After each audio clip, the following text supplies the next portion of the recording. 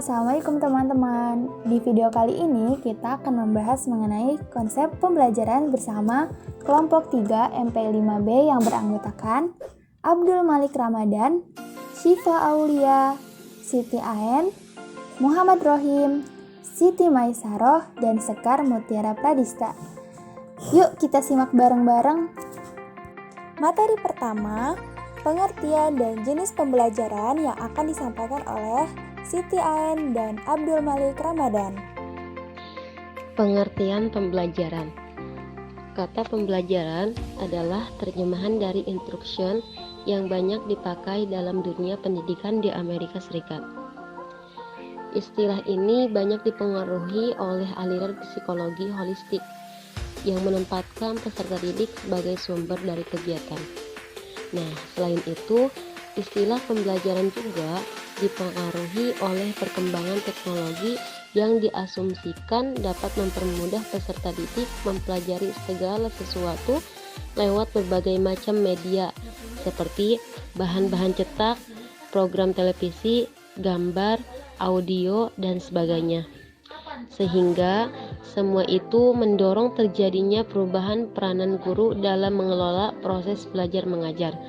Menurut Sukmadinata, dikemukakan pembelajaran lebih diarahkan pada kegiatan yang sengaja diciptakan guru agar peserta didik belajar. Dengan demikian pula, kata pembelajaran diharapkan dapat mengarahkan kegiatan belajar mengajar yang lebih menekankan pada peranan peserta didik sebagai sumber belajar. Menurut William, dalam segala pembelajaran adalah upaya memberikan stimulus, bimbingan pengarahan, dan dorongan kepada peserta didik agar terjadi proses belajar.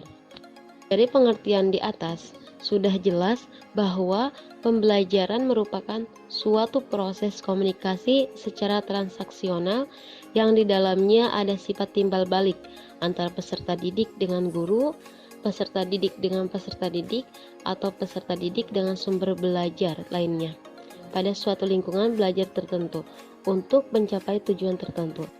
Baiklah teman-teman, selanjutnya mengenai jenis-jenis pembelajaran. Jenis-jenis pembelajaran. 1. Pembelajaran formal, pembelajaran yang diterima secara langsung dari institusi formal seperti sekolah, institut, universitas, dan seterusnya. Ciri-ciri diterima secara langsung, dikendalikan dengan institusi dan dilembagakan berdasarkan kurikulum tertentu sebagaimana Dinas Pendidikan, dilaksanakan pada tenaga pendidik yang berijazah atau bersertifikat pelatihan-pelatihan. Yang kedua, pembelajaran informal merupakan perlakuan pelajar yang terlaksana secara tidak langsung dan disadari, contohnya pengetahuan dan didikan dari orang tua, lingkungan dan sekitarnya. Ciri-ciri pembelajaran informal berlaku sepanjang hidup, tidak menetapkan isi atau materi tertentu yang harus dipelajari, tidak terkait pada institusi tertentu seperti dinas, sekolah, dan sebagainya, berlangsung kapan saja dan di mana saja, tidak tergantung pada tempat dan sebagainya. Yang ketiga, pembelajaran non-formal. Dalam Wikipedia, pembelajaran non-formal adalah pendidikan di luar jalur pendidikan formal yang dapat dilaksanakan secara teratur dan berjenjang. Hasil pendidikan non-formal dapat dihargai setara dengan hasil pendidikan formal setelah melalui proses penilaian penyetaraan oleh lembaga yang ditunjuk oleh pemerintah. Dengan mengacu pada sistem pendidikan nasional, sarana warga masyarakat yang membutuhkan layanan pendidikan non-formal yang berfungsi sebagai pengganti atau pelengkap pendidikan formal dalam rangka mendukung pendidikan sepanjang hayat. Submateri selanjutnya yaitu tentang psikologi pembelajaran. Sebelum menuju ke pembahasan psikologi pembelajaran, terlebih dahulu kita mengetahui tentang definisi dari psikologi dan definisi dari pembelajaran. Psikologi berasal dari bahasa Yunani, yaitu psyche, yang artinya jiwa, roh, atau sukma. Sedangkan logi atau logos berarti ilmu atau ilmu pengetahuan.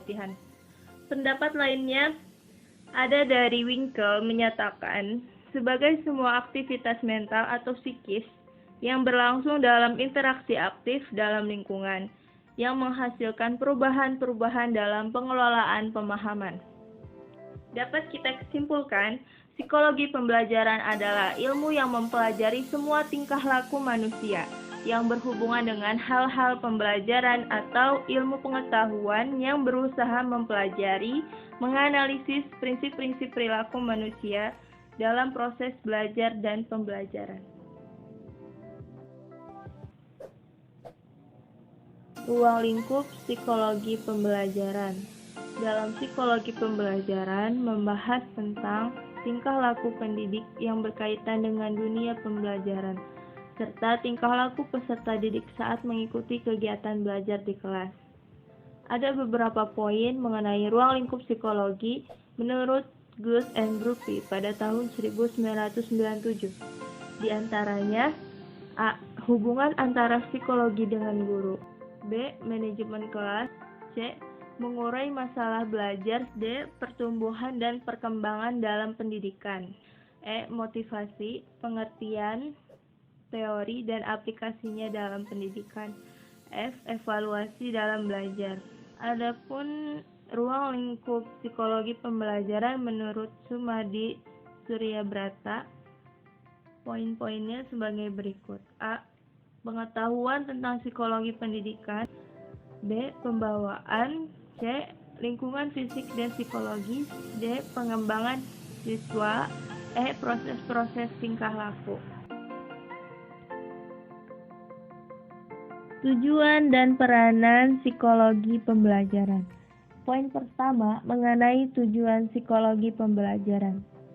Agar dapat menjadi guru yang baik dan profesional dalam menjalankan profesinya, seorang guru atau pendidik harus mengerti, memahami, dan menguasai ilmu psikologi, terutama dalam hal pembelajaran. Tujuannya yaitu agar guru dapat mendidik para siswanya melalui proses belajar yang berdaya guna dan berhasil guna. Diharapkan seorang guru mampu mengembangkan ranah afeksi yang meliputi perasaan dan emosi, sikap-sikap tertentu terhadap diri sendiri dan orang lain. Diharapkan dapat memudahkan guru dalam mengantarkan anak didik menjadi siswa yang baik.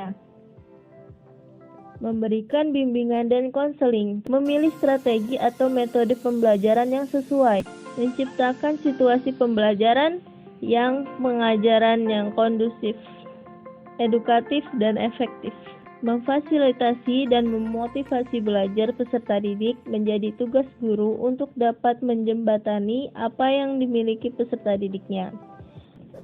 Menilai hasil pembelajaran yang adil. Materi selanjutnya yaitu tentang mekanisme pembelajaran.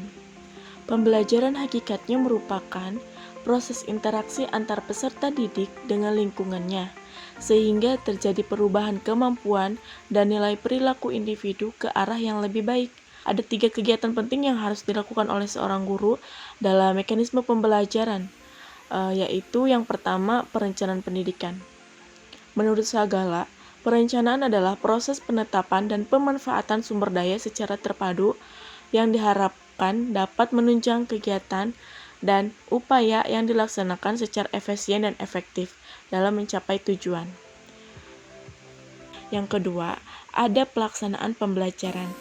Pelaksanaan pembelajaran merupakan implementasi dari apa yang telah direncanakan. Dalam melaksanakan pembelajaran, secara garis besar ada 3 kegiatan utama yang harus diperhatikan oleh guru, yaitu kegiatan pendahuluan, kegiatan inti, dan kegiatan penutup. Yang terakhir ada evaluasi pembelajaran.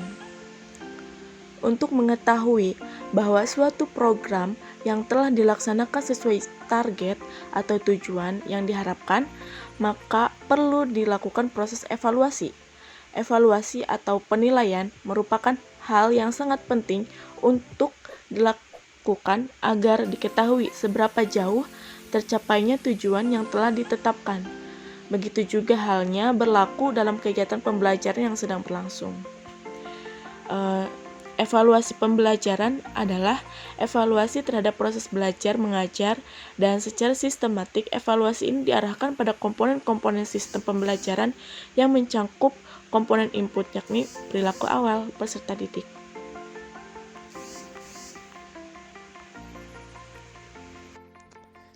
Baik, materi selanjutnya yakni model pembelajaran. Sebelum melakukan pembelajaran, seorang pendidik harus mempelajari terlebih dahulu tentang model apa yang akan digunakan dalam kelas, agar proses pembelajaran menjadi lancar dan sukses.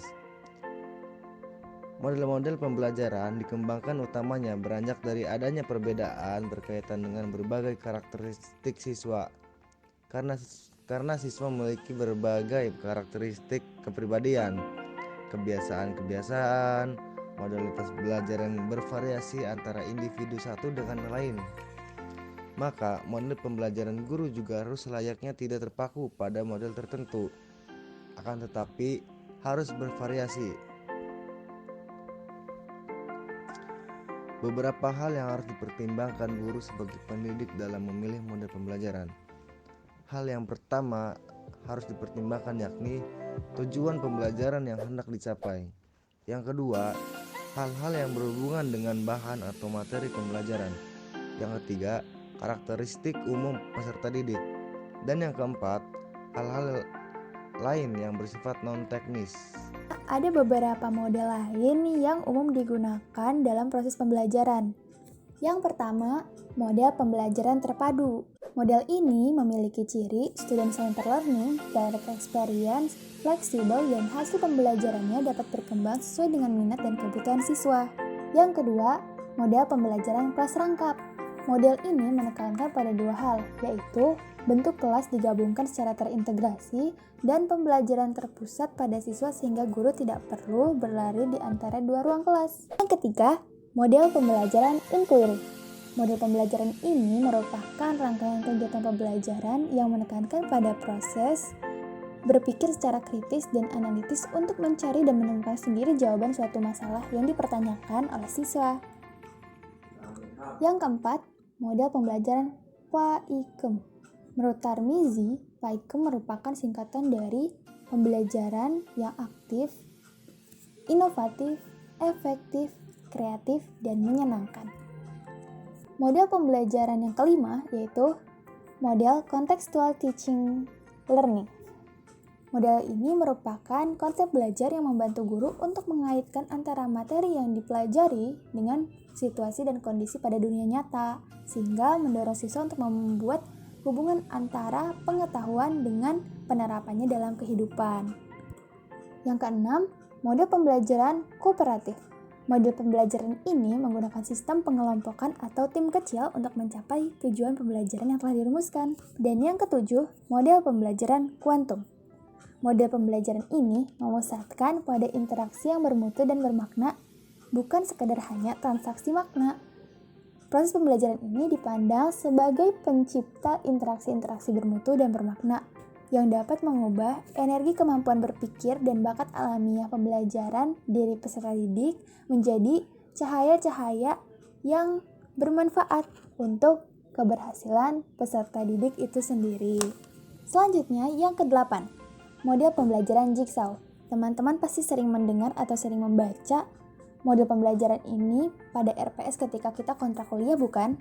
Nah, model pembelajaran ini hampir sama dengan model kooperatif, tetapi yang membedakan adalah selain membuat suatu kelompok kecil, peserta didik bertanggung jawab untuk mempelajari masalah materi tersebut, kemudian menyampaikannya kepada anggota kelompok lain.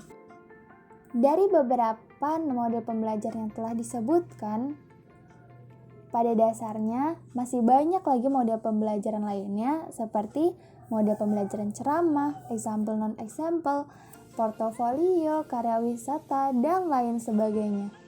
Model pembelajaran tentu mengalami banyak pengembangan disesuaikan dengan kondisi dan keadaan yang terjadi seiring berjalannya waktu. Baiklah teman-teman, demikian presentasi dari kelompok 3 MPI 5B mengenai konsep pembelajaran. Semoga apa yang telah kami jelaskan tadi bisa bermanfaat dan mudah dipahami ya. Terima kasih atas perhatiannya. Wassalamualaikum warahmatullahi wabarakatuh.